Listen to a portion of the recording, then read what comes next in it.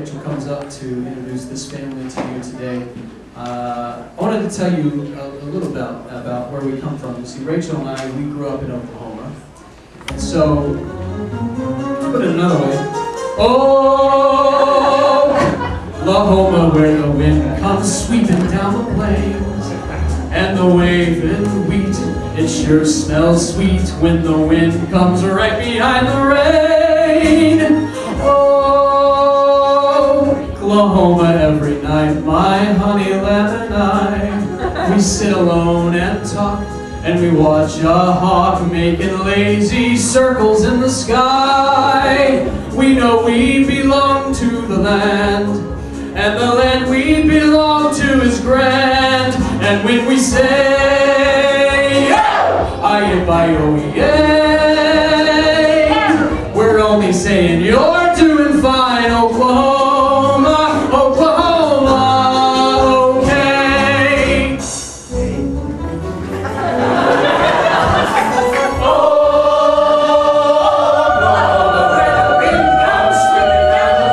Oklahoma, where the waving wheat, it sure smells sweet when the wind comes right behind the rain.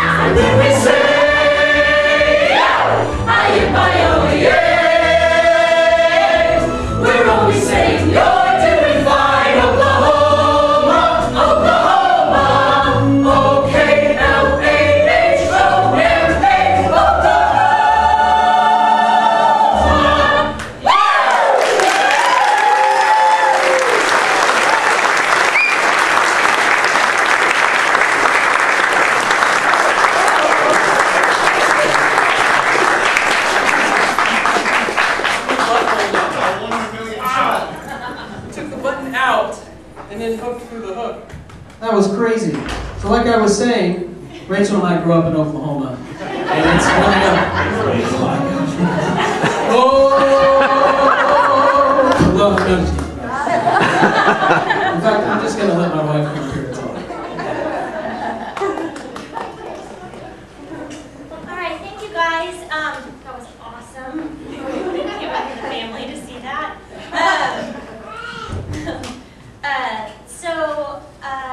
The Sunday school, as you know, we've been talking about it the last few Sundays, is asking for donations today for a family in Oklahoma. In Sunday school, we've been discussing being bold neighbors, being giving neighbors, being friendly neighbors. We've taken from the story of Elijah and the widow, and being a good Samaritan, and Abraham and Sarah, and the children have been learning all about what God teaches us in these stories, and have been wanting to apply it. We've made manna bags for our own community here in Burbank. We've passed out to the homeless, and now we're reaching out a little bit further today, specifically for a family in Oklahoma. And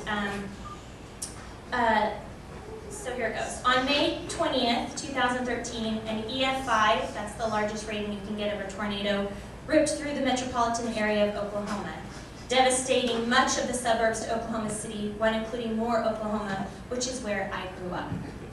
Peak winds hit 210 miles per hour.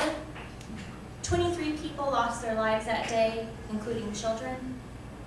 377 people were injured. And the tornado stayed on the ground for 39 minutes long. And that's a really long time for a tornado that reached 1.3 miles wide and was going at 210 miles per hour. It's an extremely long time. I've been in one. I was there in 2000 for the one that also devastated Moore once again. And I can't explain to you enough or emphasize enough how it feels like and looks like a war zone. Trees, things from different areas are in front of your yard, animals, horses, cows, you name it. It's devastating. It's extremely devastating. And this family, Jamie, attended my high school that I went to, and we have a mutual friend that I reached out to, and we wanted to specifically reach out to a specific family in Oklahoma. We've all given to the Disaster Relief Fund through Presbyterian Church and other organizations as the Red Cross, but we really want to do something specific for a family, and there are so many. And it was really nice that someone asked about my family, and luckily my family missed this by 2 blocks. It turned before it hit our home. So we had some damage, but not damage like this family. So here is Jamie's story. I wrote to her asking her to talk to me about what it was like that day, and she said, "That would be so amazing for you guys to help us. That is so great that your church wants to help people they don't even know.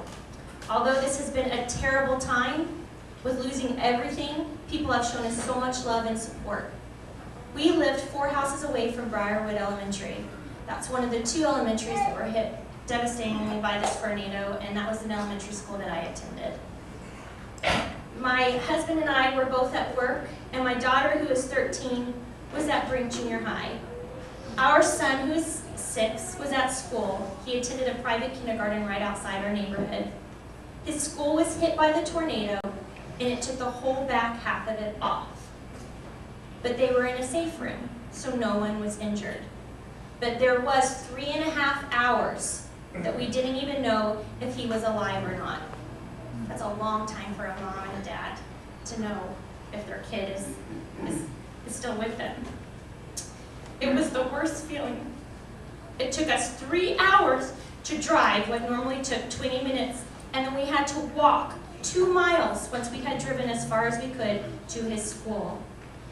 My husband had picked me up at work to drive to check on him. We had gotten word right away that our daughter was okay, but we couldn't get any information on our son. We just heard on the radio where the path was, and it was right where he was at, and they were talking about having to dig kids out of Briarwood. And they literally had to dig children out. The wonderful teachers hovered themselves over, and kids, when you're in a tornado, the only thing you have is your body to protect yourself like this.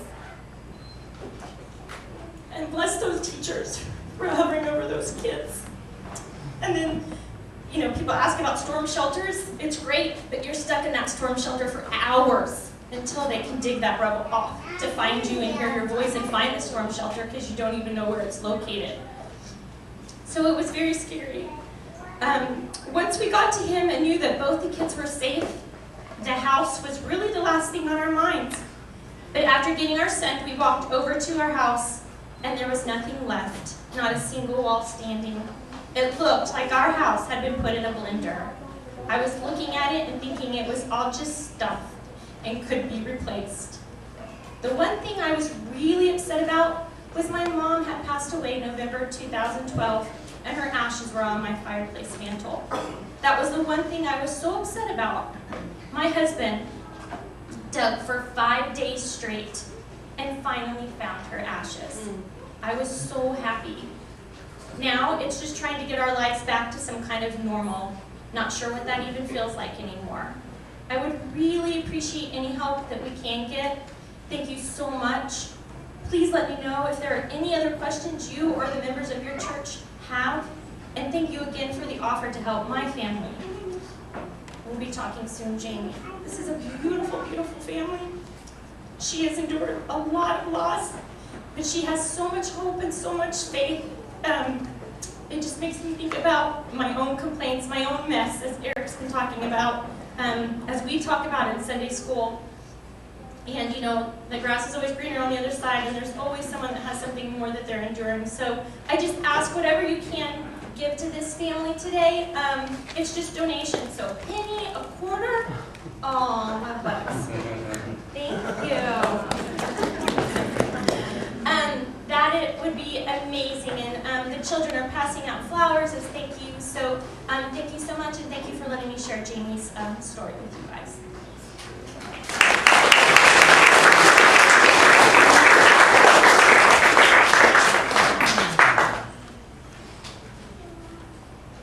It's a crazy story.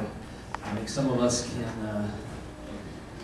can't even imagine what that would be like. Others of us can sympathize. We've been through earthquakes, fires, and other things, and so it happens all over the place.